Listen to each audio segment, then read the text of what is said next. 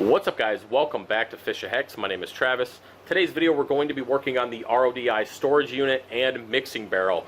Now, as you guys can see, there is a little bit of water on the floor here, as well as it's kind of soaked into the platform for the storage barrel. And that's because this 1-inch bulkhead is starting to leak. The threads are stripped a little bit because I'm having to tighten it and over tighten it to compensate for the stress that I've been putting onto it, which we'll talk about here in a second.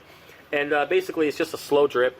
Just did it right there, and I can't really fill up the barrel without it soaking the floor, so it's time to go ahead and fix the problem. Now, what is the problem? Well, basically, because I designed this with the bulkhead on the storage there, the storage barrel pointing outward, just like this one, when it comes to emptying the water to fill up, during water changes, I have to tip the barrel just a little bit, like this, to get all the water out of the barrel. Now, unfortunately, what that does is it adds unnecessary pressure. You guys can see how it's flexing a little bit. Let's see if I can do it again. It's flexing and putting pressure on that bulkhead, which then over time, over the last 2 years, is what's causing it to actually start to leak. So in this video, I'm going to rebuild this whole setup. I picked up some extra PVC and some fittings that I have over here. And we're going to go ahead and rebuild this whole thing and kind of fix the problem that I should have addressed early on when I set it up. Now, my plan is to go ahead and replace this bottom bulkhead and then put a cap on it. And then I'm going to drill the bottom of this blue barrel, and we're going to raise the platform up and pull the water from the bottom. That way we never have to tip it again, and we don't have to worry about that. The water will just simply go out the bottom of the barrel, and then, there's no pressure or anything on any of the piping or PVC on the mixing station.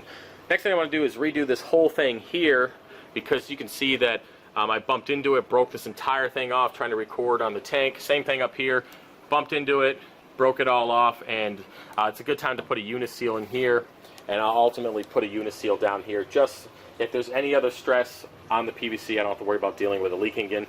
Also, it's a huge pain in the ass to get a bulkhead down this giant barrel. I think last time I used a broom and some zip ties to get that bulkhead in and then eventually tighten it up. It's just a huge pain, so it'd be nice to just simply unscrew it, get it out, and put a uniseal in, and we'll do all that. So first things first, got to take all this apart, rebuild the stand, just elevating it up probably 4 to 5 inches. That way there's plenty of room for the PVC to go underneath, and then we're going to replumb everything and start making some water. So let's go ahead and get started.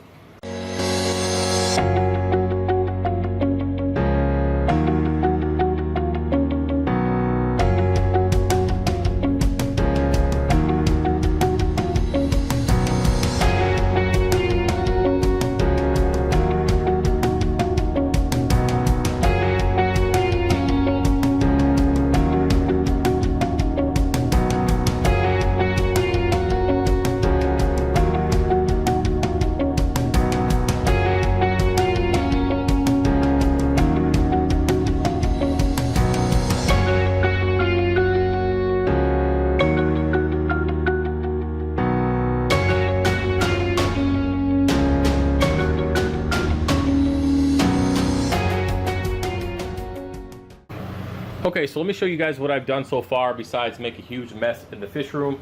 But if you've been here for a while, you know that's usually the theme of my videos and projects. I destroy the place before it eventually looks pretty good. Now, so far I went ahead and I removed the bottom platform underneath the water storage barrel. That way it can sit on the ground and I don't have to elevate the platform for the mixing barrel as high to be able to fit that PVC underneath. And it can just be a straight shot over without any extra bends in the pipe.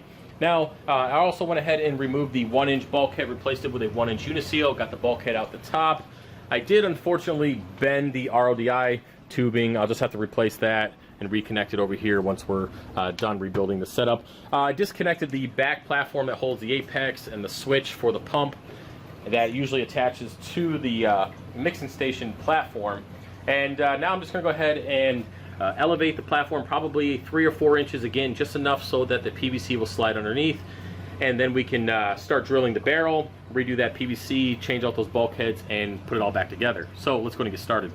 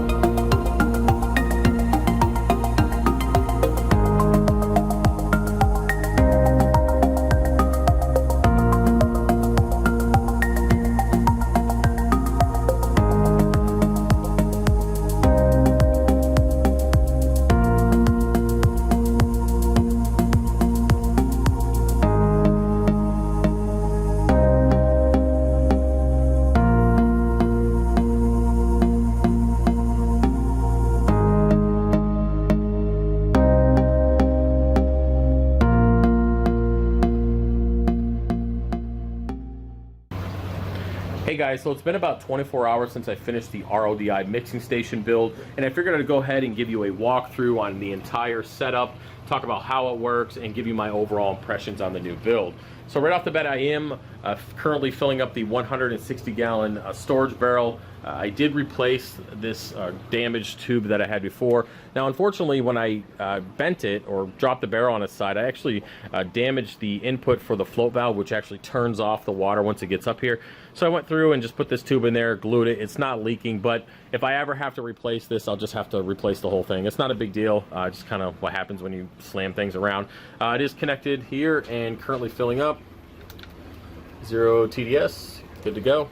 And yeah, I will say that I definitely like having it lower. Overall, it just seems like it's a smaller barrel. It's not overwhelming the room, and I like the fact that it's flat on the ground and there won't be any pinch points that could potentially crack the container. So I'm definitely happy about that. Now, one thing I did after the video ended is I went through and just double checked everything and re-glued whatever I missed. It did take a little bit while. I didn't get it all recorded because I was getting kind of low on storage when it came to recording. Also, the video was already too long. Everything's kind of fast forward by like times 10 just to get it all in there within a few minutes, just because it took a long time, a lot longer than I thought, and I had to do things and get out of the house and go do other stuff. So it just was an all-day project.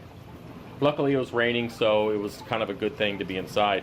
Now, when it comes to how this works, it's similar to the original setup. Now, when I want to remove water, either to go to the mixing barrel or to one of the ATOs, I simply just go ahead and open up the bottom valve here, make sure that the bottom valve on the mixing barrel is closed, and make sure the top of the mixing barrel is also closed. And that way I can come over here and open up this output, which then goes over to my hose reel, and then I can go anywhere in the fish room to put fresh or salt water. Now, when it comes to getting water from the storage barrel to the mixing barrel, same thing. Open up the bottom, make sure that the hose reel output is closed, make sure the bottom of the mixing barrel is closed, and then just open up the top and it will go through. So we're going to do that now. I'll go ahead and just turn the pump on. Make sure this is open and good to go. Probably going to be a little dark. Yep, it's dark, but you can hear it's running, it's filling up. Now, I will say right off the bat that I definitely like the fact that I don't have to move the barrel anymore. Let me go ahead and turn this off so it's not as loud. The very basics of not having to move the barrel anymore is pretty awesome. I don't have to worry about it pinching anything. I don't have to worry about it tipping over. I don't have to worry about any of that nonsense anymore. I should have did this originally. The only reason why I didn't was because you can get 99% of the water out the bottom of the barrel, but you still have to get in there with a shop vac or something to get the extra water out, just because even though the bulkhead is at the bottom, it still doesn't get every last drop of water. And because I like to have it completely clean before I add more or in between water changes, so I'm not having any kind of dirty water getting contaminated with clean water, it's just still one of those things I'll have to go in there and shop vac out any of the extra water in between the water changes. And that's just, it is what it is. But it definitely saves the bending, the twisting of the pipes, and just any kind of weaknesses that it's going to cause in the storage barrel. Because imagine if that bulkhead broke and 160 gallons went out on the floor. That was kind of my, oh man, hopefully that doesn't happen. So that's why I've been keeping the water under 40 gallons for the last couple weeks. And then finally just got around to being able to actually fix this whole setup. So yeah, overall, really happy with the setup. It looks a lot cleaner. It just looks more professional. And I'm glad that I spent it spent a little bit of money. Okay, it came out to about 80 bucks between everything, between the PVC, shipping, the bulkheads and stuff like that. It just, unions, they're expensive. So unfortunately it did cost me a little under 100 bucks, but I'm glad that I did, because I avoided having 160 gallons of water on the floor and rotting wood and all sorts of stuff, and the problems that it could have caused over time. So yep, it was definitely a project that needed to be done. Hopefully you guys enjoyed the video. If you have any questions about it, let me know. And yeah, I'll see you guys later. Peace.